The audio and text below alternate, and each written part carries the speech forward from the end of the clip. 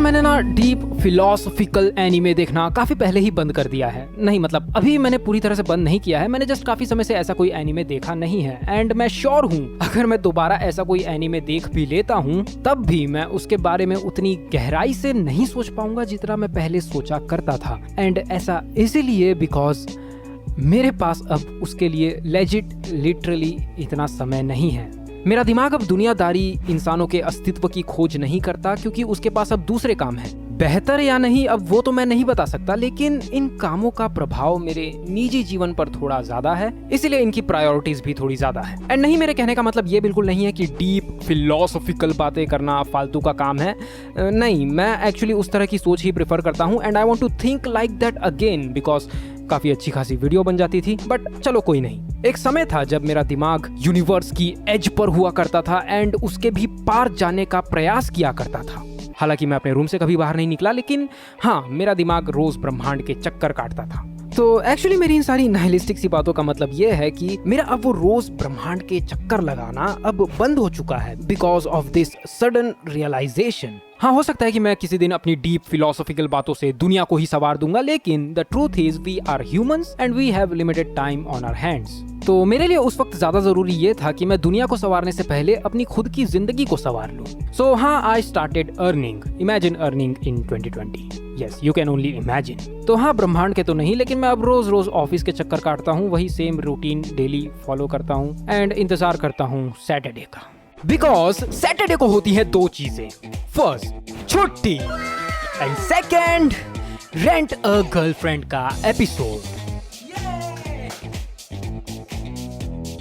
चलो यार, ज्यादा नहीं पकाएंगे, स्टार्ट करते हैं।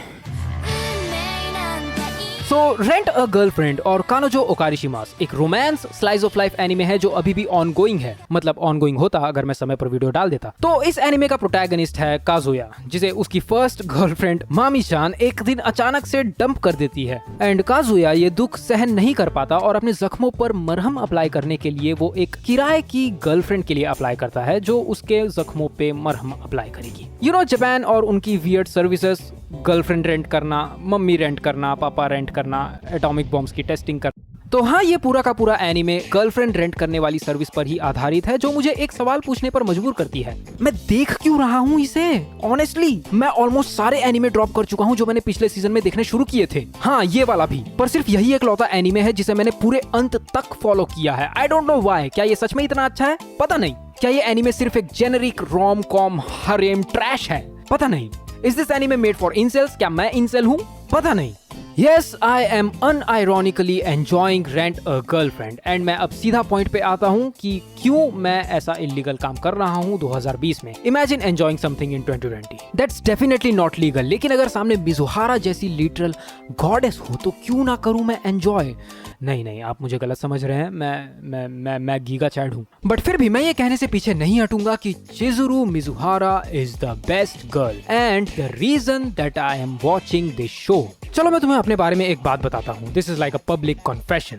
मैं थोड़ा सेक्सीएस्ट टाइप का हूँ when it comes to liking the characters। मैं जल्दी फीमेल कैरेक्टर्स को क्रेडिट नहीं देता। हाँ, वो बात अलग है कि वो ज्यादा मौका नहीं देती क्रेडिट देने का। एंड मुझे नहीं लगता कि इसमें मेरी कोई गलती है। गलती उन लोगों की है जो फीमेल कैरेक्टर्स को इस तरह से प्रेजेंट करते हैं, not just in anime but like in every form of media. तो खुशी होती है ये सब जानकर कि इन सब के बीच रेंट अ गर्लफ्रेंड जैसे शोज भी एग्जिस्ट करते हैं जो मेरे जैसे सेक्सीएस्ट इंसान को भी मजबूर कर दे ये कहने पर कि हाँ, this female character is the almighty supreme force of this story. और ये चीज मैं आयरॉनिकली बिल्कुल नहीं कह रहा, ना मैं उसके लुक्स के लिए कह रहा हूँ, वैसे वो बहुत ज्यादा सुंदर है। मैं ये मेनली कह रहा हूँ because she is just an ideal woman.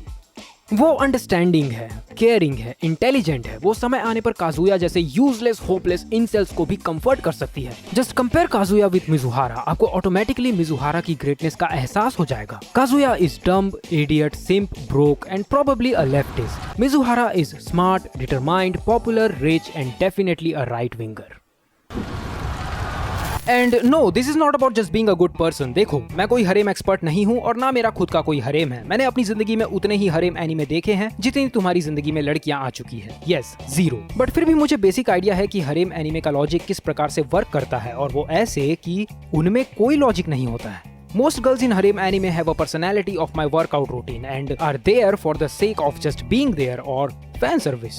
And हाँ, मेन कैरेक्टर भी कुछ खास नहीं होता है ना, ultra giga chad simp edgelord. Rent a girlfriend is different. इसमें एक मेल कैरेक्टर है, 4 लड़कियां हैं, फुल हरेमबाजी की गुड थिंग, बट ऐसा कुछ होता नहीं है इस शो में। This series actually cares about it's characters. Mizuhara पर तो मैंने ऑलरेडी ग्रंथ लिखे रखे हैं। चलो दूसरे कैरेक्टर्स के बारे में बात करते हैं। Ruka chan, nobody cares about her. Bocchi with pink hair, she can not speak and she can not have screen time. And देखो, तुम मामी-चान को भले ही कितना भी हेट दे दो, तुम मुझसे ज्यादा नहीं दे पाओगे, लेकिन I hated her in the beginning, but जब ये सीजन एंड हुआ मैंने एक चीज रियलाइज की, दैट मिजुहारा के अलावा अगर इस शो में कोई बहुत ही इंटरेस्टिंग कैरेक्टर है, then it is मामी-चान।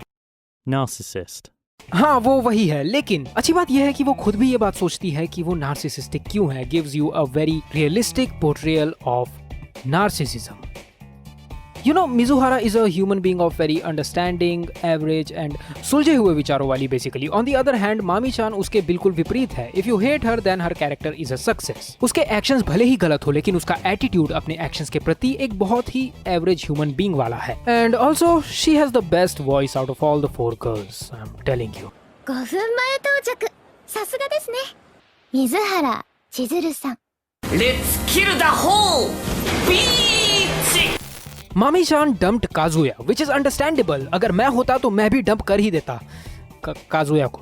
He is a simp, a loser and idiot। पूरा एनीमे देखते वक्त मैं सिर्फ एक ही चीज कह रहा था कि dude, act like a man at least once।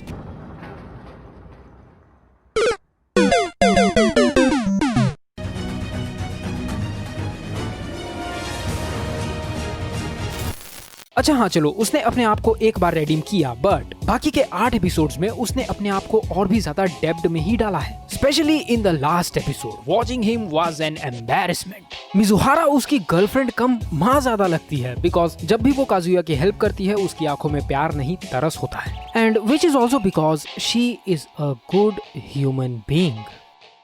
You know, एक इंसान जब बहुत ज्यादा मैच्योर और केपेबल होता है तब वो हर चीज को अपनी रिस्पॉन्सिबिलिटी मानने लगता है। एंड अगर कभी भी उसके सामने कुछ ऐसा हो जाए जो उसे गलत लगे तो उसके लिए वो अपने आप को रिस्पॉन्सिबल मानता है। Someone like Hana from Wolf Children. And yes, also Mizuhara. उसका प्रोफेशन एक रेंटल गर्लफ्रेंड वाला शुरू में बहुत ही स्केप्टिकल सा प्रतीत होता है, बट जिस तरह से वो अपने जॉब को ट्रीट करती है, you can not help but just respect her. Now वैसे तो वो एक फिक्शनल कैरेक्टर है, but she is drawn in such a way that her character feels so human and grounded in reality. And सिर्फ कोई ऐसा वैसा आम इंसान नहीं, एक बहुत ही रियलिस्टिकली एडमायरेबल पर्सन, एक ऐसा इंसान जिस पर आप रिलाई कर सकते हो एंड उसके सानिध्य में रहकर आप ये कह सकते हो कि everything is going to be all right.